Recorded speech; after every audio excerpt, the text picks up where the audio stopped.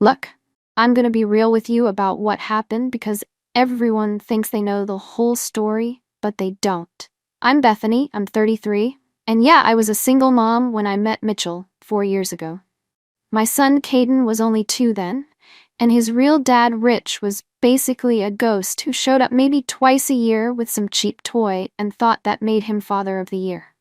So when I met Mitchell at my friend's birthday party, and he actually seemed interested in getting to know both me and Caden, I thought maybe I'd finally caught a break. Mitchell was different from the guys I usually dated. He had his life together, worked steady hours at some warehouse job, and didn't immediately run when I mentioned I had a kid. Most guys hear single mom and they're out the door faster than you can say child support, but Mitchell actually stuck around and started coming over to watch movies with us on weekends. He'd bring pizza and let Caden pick what we watched, even though it was always some annoying cartoon. At first I thought it was just him trying to impress me. You know how guys do that fake nice thing when they want something. But weeks turned into months, and he kept showing up, kept being patient with Caden's tantrums, kept helping out without me even asking. I remember thinking this was exactly what I needed, someone stable who could help me give Caden the father figure he deserved. Rich sure wasn't gonna step up and be a real dad, so if Mitchell wanted to play house, then I was gonna let him. It felt good having someone to split the load with. Someone who actually wanted to be there instead of acting like spending time with my kid was some huge favor. Mitchell would pick Caden up from daycare when I had to work late. He'd make dinner when I was too tired. He'd even do bedtime stories in these silly voices that made Caden laugh until his little face turned red. Between you and me, I started getting used to having that help pretty quick. Like, why wouldn't I take advantage of having someone who actually wanted to step up where Rich failed? I wasn't forcing Mitchell to do anything. He offered, and I accepted. That's just smart, right? I mean, I'd been doing everything alone for 2 years, and suddenly, here's this guy who wants to make my life easier. Of course I'm gonna let him. Caden started calling him Daddy after about 6 months. And honestly, it melted my heart seeing my baby finally have someone consistent who showed up for him. Mitchell got all weird about it at first, said maybe Caden should call him by his name, but I told him not to overthink it. Kids need stability, and if Caden saw him as a father figure, then that was beautiful. Mitchell eventually relaxed about it and started embracing the role more. He'd take Caden to the park on Saturday mornings while I slept in, which was honestly amazing because Saturday morning cartoons at 7 a.m. were killing me. He'd help with homework, even though Caden was barely old enough for real homework, just those little coloring sheets from preschool. But Mitchell would sit there and color with him like it was the most important thing in the world.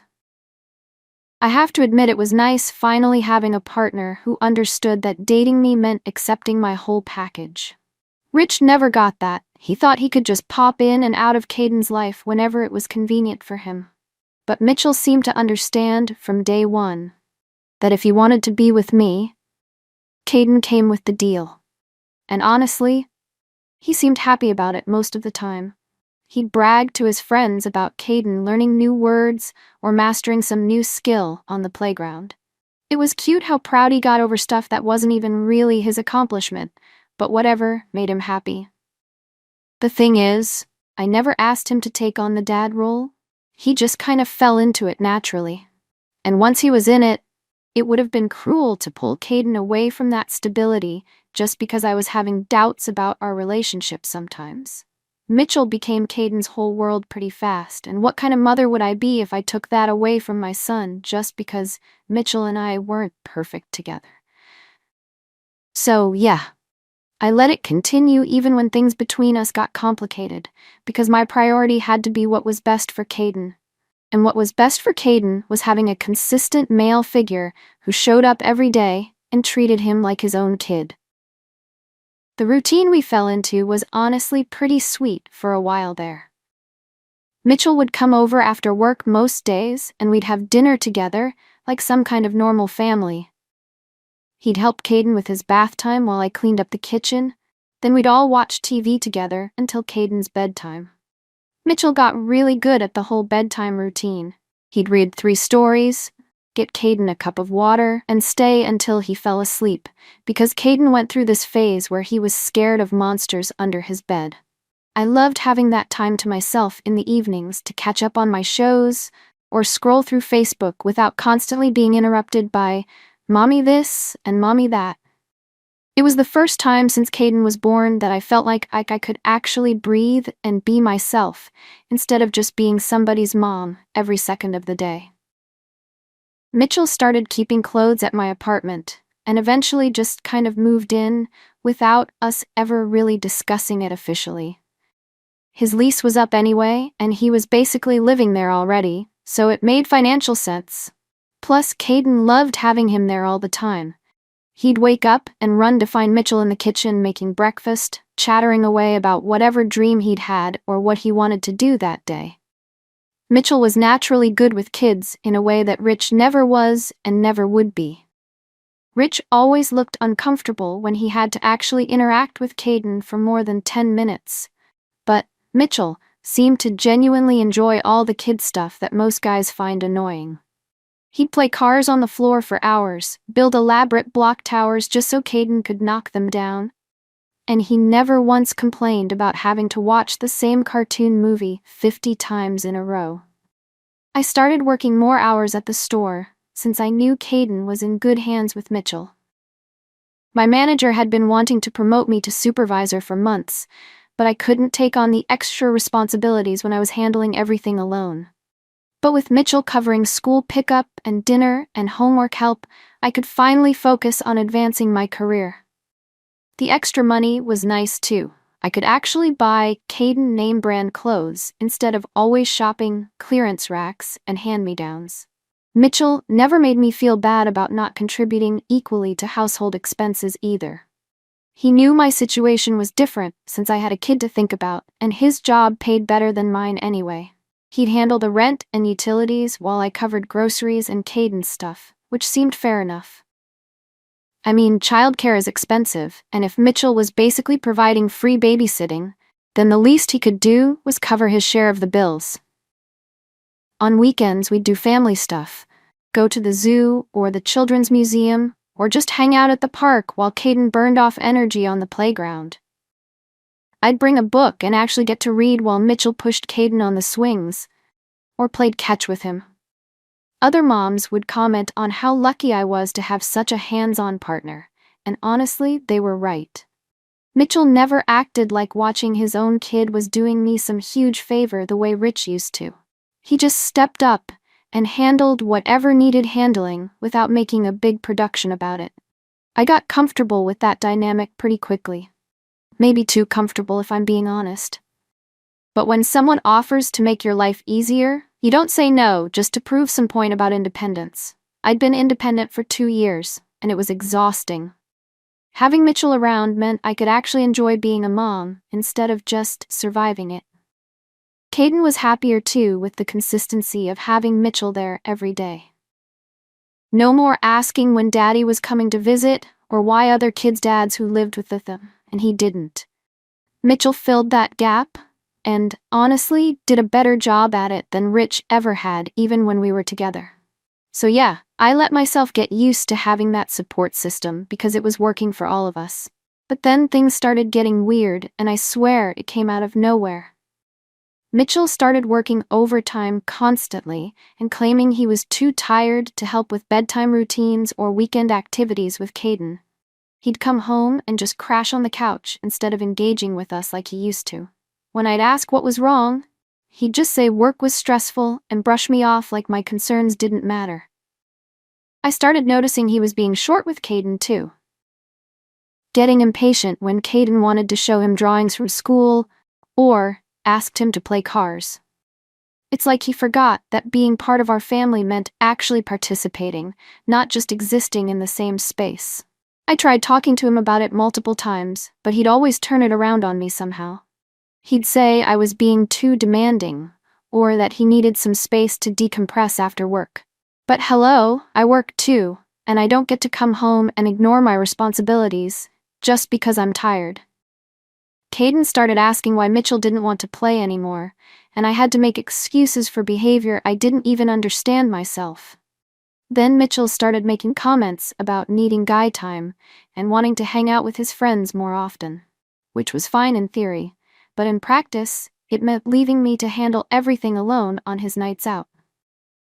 I'd been looking forward to our weekend family time all week, and suddenly he's bailing to go drink beer with his buddies like he's still some single guy with no obligations. When I pointed out that I never got girls' nights because someone had to watch Caden, he'd act like I was being unreasonable for expecting him to prioritize us. He started questioning every little thing I did. Why I needed to get my nails done, why I wanted to go out with my girlfriends once in a while. Why I bought Caden new shoes when his old ones still fit. It felt like he was keeping score of every dollar I spent, while conveniently forgetting that I'd been handling all of Caden's expenses on my own for years before he came along. The worst part was how he started acting like spending time with Caden was some huge burden, instead of just normal family life. He'd sigh dramatically when Caden asked for help with something, or make comments about needing peace and quiet when Caden was just being a normal 6-year-old. I started feeling like I had to apologize for my own son existing in his own home. Mitchell would get annoyed if Caden interrupted his TV shows or asked too many questions during dinner. It's like he forgot that kids don't come with volume controls, and that being part of a family means dealing with the chaos that comes with it. I tried explaining that Caden was just excited to have a dad figure who actually paid attention to him, but Mitchell acted like that was somehow my fault for letting Caden get attached. Which was rich coming from the guy who encouraged the attachment in the first place by playing daddy when it was convenient for him. When I'd bring up how his attitude was affecting Caden, Mitchell would accuse me of using my son to manipulate him. But I wasn't manipulating anything. I was pointing out that his behavior was hurting a little kid who didn't deserve to feel rejected by another father figure. Caden had already been abandoned by one dad, and now Mitchell was pulling away too. But somehow, I was the bad guy for calling it out. I started walking on eggshells, trying not to set Mitchell off. Making sure Caden was extra quiet when Mitchell was home. Handling more of the parenting duties myself, so Mitchell wouldn't have to be bothered. But nothing I did seemed to make him happy anymore, and I was getting frustrated with constantly having to manage his moods on top of everything else. Between you and me, I started wondering if this was just who Mitchell really was, and the first 3 years had been an act to reel me in. Everything came to a head on a Tuesday night that I'll never forget as long as I live. I'd made plans to go out with my girlfriend Sarah for her birthday dinner. Nothing crazy, just dinner, and maybe one drink after. I'd told Mitchell about it weeks in advance, and he'd said it was fine, that he'd handle bedtime with Caden, but that morning he suddenly announced he'd picked up an extra shift and wouldn't be home until after 9. Sarah had already made reservations and taken time off work, so I asked if he could maybe skip the overtime just this once, since I rarely asked for anything. That's when he completely lost it and started yelling about how I always expected him to drop everything for my plans, but never considered what he might want to do, which was completely unfair, because I'd given him weeks of notice, and he was the one changing plans at the last minute. I tried explaining that Sarah had already arranged everything, and it would be rude to cancel, but Mitchell started going off about how I treated him like a free babysitter instead of a partner. He said I never asked what he wanted, just assumed he'd be available whenever I needed him to watch Caden. I reminded him that Caden wasn't just some random kid I was dumping on him. He'd been acting like Caden's father for 4 years, and fathers don't get to clock out when it's inconvenient. That's when he said the thing that I still can't believe came out of his mouth. He looked me right in the eye and said, "Maybe you should have married your son's real dad, instead of using me as a replacement." I felt like he'd punched me in the stomach, because that was the cruelest thing anyone had ever said to me. Rich had abandoned us when Caden was barely walking, and Mitchell knew the whole story about how he'd just disappeared when things got real. For him to throw that in my face after everything we'd built together was just vicious and uncalled for. I started crying because I couldn't believe this was the same man who used to brag about Caden calling him daddy, who'd promised to always be there for both of us. He'd made himself part of our family, and now he was acting like we'd forced him into it somehow.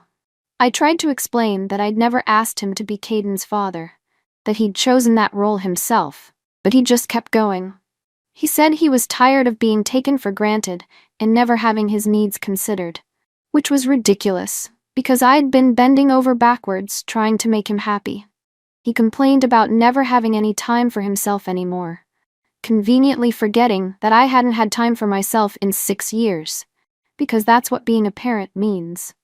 Then he had the nerve to say I'd trapped him in a situation he never really wanted, like I'd somehow deceived him about having a child when Caden was literally there the night we met.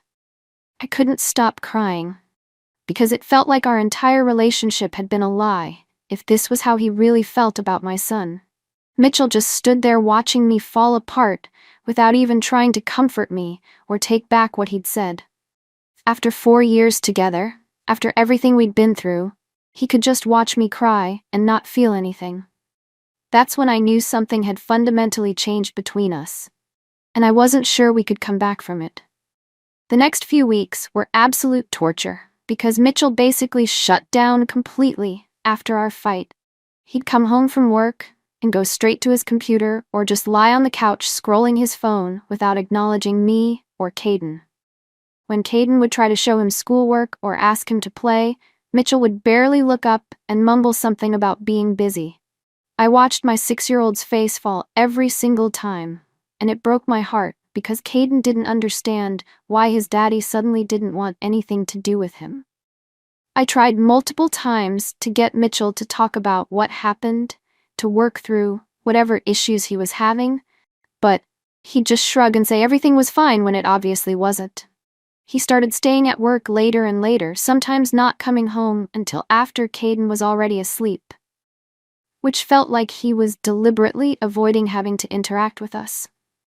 On weekends, he'd disappear for hours claiming he needed to run errands, but I knew he was just hiding from his responsibilities. I'd text asking when he'd be back and get one-word responses or no response at all, like I was bothering him by wondering where my live-in boyfriend was. The worst part was how he'd act completely normal when other people were around, but treat us like strangers the moment we were alone. When my mom came to visit, Mitchell was all smiles and charm, playing with Caden and acting like the perfect family man. But the second she left, he went right back to the silent treatment and emotional withdrawal. I started feeling crazy because I'd try to bring up his behavior and he'd act like I was imagining things or being overly dramatic. He'd say I was reading too much into normal tiredness from work. But this wasn't tiredness. This was deliberate punishment for a fight he'd started.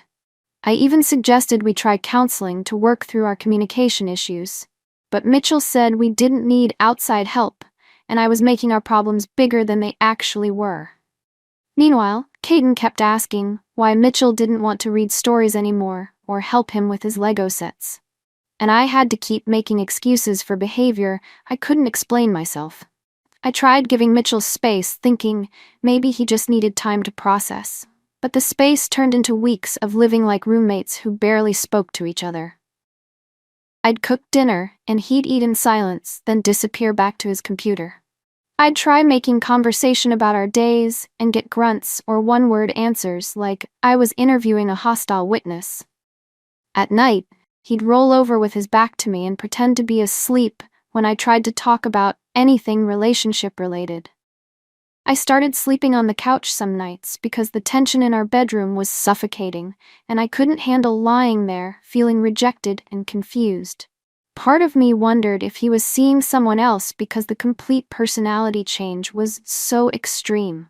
But he never went anywhere except work and his occasional guys' nights that had become more frequent.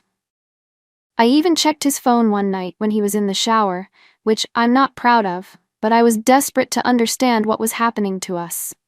There was nothing suspicious, just normal work texts and conversations with his friends about sports and random guy stuff. So I was left trying to figure out how we'd gone from being a happy family to barely tolerating each other's existence in the span of one argument. Every day I hoped Mitchell would snap out of whatever funk he was in and go back to being the man I'd fallen in love with, but instead he seemed to be pulling further and further away from both me and Caden. Then one Thursday morning I woke up, and Mitchell was just gone. Not like gone to work early, actually gone. His clothes were missing from the closet, his toiletries were gone from the bathroom, and there was no note, no explanation, nothing.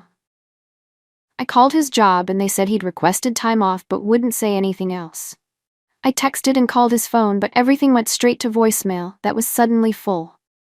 I drove by his old apartment building, thinking maybe he'd gone back there, but the landlord said no one by his name lived there anymore. It was like he'd just vanished into thin air after 4 years of being the center of our daily routine. Caden kept asking where Mitchell was and when he was coming home, and I had no idea what to tell him because I honestly didn't know. I made up some story about Mitchell having to go help his family with something, but Caden's not stupid. He knew something was wrong. The abandonment hit Caden hard because this was exactly what had happened with Rich, except this time he was old enough to really understand what it meant when someone just disappeared. He started having nightmares and wetting the bed again, behaviors we'd worked past years ago. I had to take time off work to deal with his emotional regression and the sudden complete upheaval of our lives. Everything we'd built as a family was just gone overnight, and I was back to being a single mom trying to explain to my son why another father figure had decided we weren't worth sticking around for. About 2 weeks after Mitchell disappeared, Rich suddenly started calling and texting saying he wanted to be more involved in Caden's life. Apparently he'd gotten his act together somewhat and thought now was a good time to play daddy, which felt like the universe's idea of a sick joke. I told him he couldn't just waltz back in after years of basically ignoring his son, but Rich kept pushing and eventually mentioned lawyers and custody rights. The timing felt suspicious, like maybe he'd heard somehow that Mitchell was out of the picture and saw an opportunity to swoop in. Caden was confused and heard about Mitchell leaving. And now, here was his biological father trying to insert himself back into our lives when everything was already chaos. I started hearing things from mutual friends about Mitchell, that he'd been telling people he felt trapped and needed to figure out his life without the pressure of instant fatherhood. Apparently, he'd been complaining to his buddies for months about feeling like he'd gotten in over his head too fast, which was news to me since he'd been the one pushing for more family time in the beginning. Some of my friends started looking at me differently too, like maybe I'd been too demanding or pushed too hard for commitment. Even my own mother made comments about how maybe I should have been more independent instead of relying on Mitchell so much for help with Caden. Everyone seemed to have opinions about what I'd done wrong, but nobody wanted to acknowledge that Mitchell was the one who'd made promises he couldn't keep. Within 2 months of Mitchell leaving, my whole support system had crumbled, and I was more alone than I'd been even before we got together. Rich was threatening court action if I didn't agree to regular visitation, work was getting impatient with my emergency time off, and Caden was struggling in school because his whole world had been turned upside down. I realized that everything I'd thought was stable and permanent had been built on Mitchell's willingness to play house. And the moment he changed his mind about wanting that life, it all disappeared. The worst part was that I never got any real explanation or closure, just abandonment and everyone else's judgment about how I must have driven him away somehow. But here's the thing that really gets me. Months later, I found out through Sarah that Mitchell had started dating some 25-year-old with no kids who worked at his company. Apparently, they'd been talking for a while before he left, which explained the sudden personality change and emotional withdrawal. So, all that garbage about needing space and feeling trapped was just his way of avoiding the truth that he'd found someone easier, someone without baggage or complications. I saw them together once at the grocery store and she was everything I'm not. Young, skinny, no stretch marks or exhaustion lines. Probably never had to choose between buying herself new clothes or her kid new shoes. She was giggling at everything he said like he was the funniest man alive, hanging on his arm like some lovesick teenager. And Mitchell looked happier than I'd seen him in months. Like a weight had been lifted off his shoulders, now that he didn't have to pretend to care about someone else's kid anymore. The girl didn't even notice me standing there. But Mitchell saw me and just looked right through me like I was a stranger, like we hadn't spent 4 years building a life together. That's when I realized he'd probably been planning his exit for way longer than I thought, just waiting for the right opportunity and the right replacement to come along. Rich ended up getting partial custody after threatening me with expensive legal battles I couldn't afford. So now Caden spends every other weekend with a father who barely knows him but suddenly wants to play daddy when it's convenient. Mitchell never once reached out to check on Caden or see how he was handling the abandonment, which told me everything I needed to know about how much all those years really meant to him. Everyone keeps telling me I'm better off without someone who could walk away so easily. But that doesn't help when I'm working double shifts to afford the same apartment that used to feel manageable with 2 incomes. It doesn't help when Caden asks why people always leave us, or when I have to explain that sometimes adults make promises they don't really mean. I gave Mitchell 4 years of my life, let him into my family, trusted him with my son's heart, and he threw it all away for some girl who probably doesn't even know his middle name yet. But somehow, I'm the one everyone thinks should have seen it coming. Like I was supposed to predict that the man who begged me to let him be Caden's father would eventually decide fatherhood was too hard when a better option presented itself. Now I'm back where I started, except older, more tired. And with a kid who's learned that the men who claim to love us always find reasons to leave eventually. So yeah, maybe I should have married Caden's real dad like Mitchell said. But at least then I would have known from the start that I was dealing with someone unreliable, instead of wasting years believing in someone who was just playing house until something better came along.